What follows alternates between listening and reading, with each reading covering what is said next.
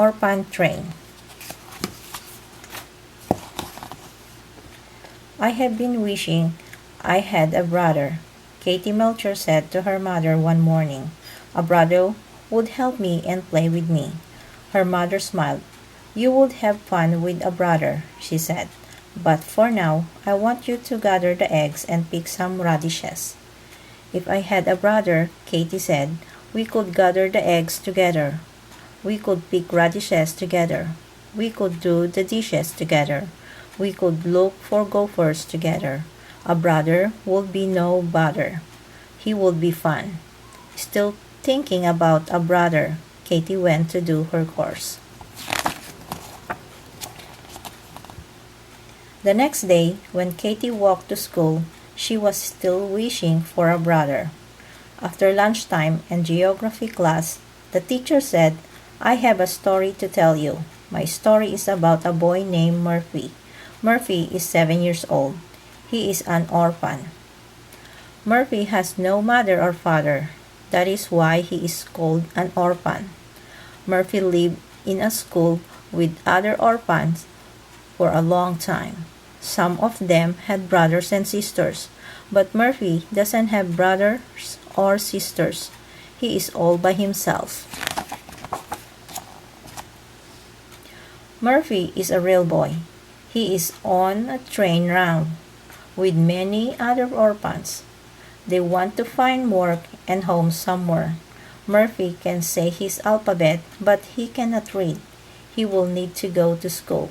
Murphy does not own a thing, not even a toothbrush. He is from the city. He has never seen sheep and cows and pigs. He has never gone fishing. The orphan train will stop here on Sunday at 1:30. Murphy and the other orphans will come to the school for lunch. You can all come and meet them. Katie could not sleep that night. She was thinking about the orphan train and a boy named Murphy, a boy who had no mother and father, no brother or sister. Murphy did not even have a toothbrush. Katie felt sad for Murphy. The next day, Katie went to the store.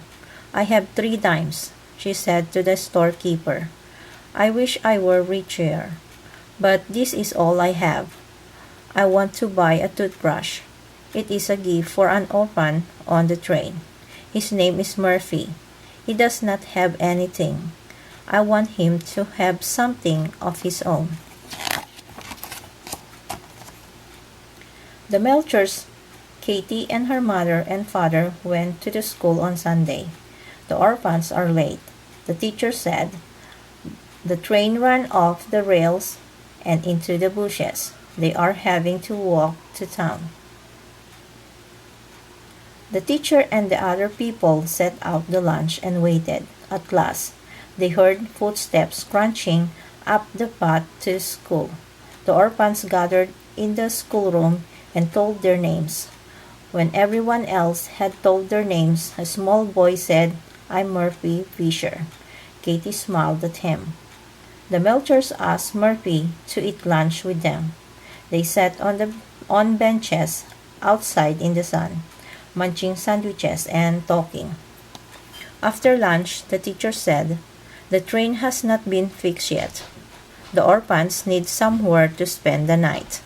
Katie asked her mother and father, can Murphy come home with us? He could help me gather eggs and look for gophers. He will not be any bother. Father looked at mother. Mother looked at father. All right, Mr. and Mrs. Melcher said. Murphy was surprised when the Melcher showed him brown eggshells, a fishing pole, their large bathtub, their old telephone, and the gopher holes in their yard. Murphy said, as I get farther and farther away from the city, everything looks new to me. I like it here. At bedtime, Katie gave Murphy the toothbrush she got for him at the store. I got this toothbrush for you, she said. I wanted you to have something of your own. I wish you could stay. Thank you very much for the toothbrush, said Murphy. I wish I could stay here too. I like the sunshine. I like your funny telephone and the big bathtub. I like the brown eggs your hens lay. I would like to see real gophers. Most of all, I want to go fishing. Katy felt sad. She knew Murphy would have to leave when the train was fixed. I like having Murphy here, Katy said to her mother and father the next morning. Does Murphy have to go back to the train?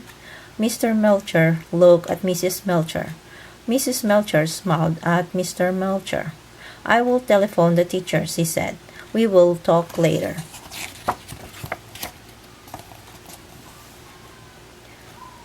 Later that morning, Mr. and Mrs. Melcher called Katy and Murphy into the house. We have good news, Murphy, Mr. Melcher said. You don't have to go back to the train. You can stay with us. Now you have a home, Mrs. Melcher told Murphy. Now you have a sister, Katy shouted. And now I have a brother. Then they all went fishing.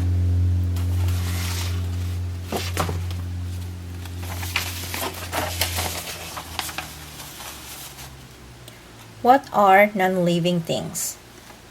Non-living things do not grow. Non-living things do not change or move on their own. Look around. You will see many non-living things.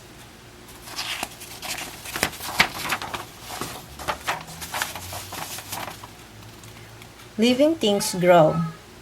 Living things change or move on their own. Plants and animals are living things. You are a living thing too. Look around. You will see many living things.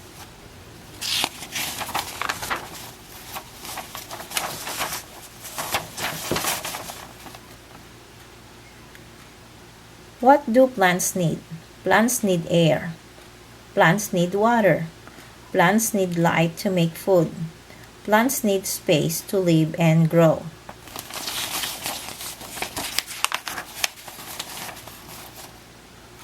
What do animals need? Animals need air and water. Animals need food. Animals use plants and other animals as food. They get nutrients from food. Animals live in places where they can get what they need.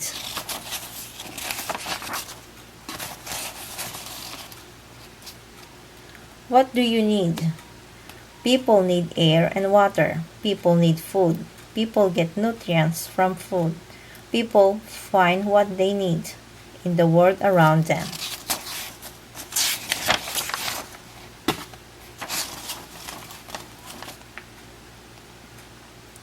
How do living things affect where they live? Living things make changes to meet their needs. Tree roots can break rocks as the roots grow. Groundhogs dig tunnels in the ground for shelter. Woodpeckers poke holes in trees to find food. People clear land to build homes.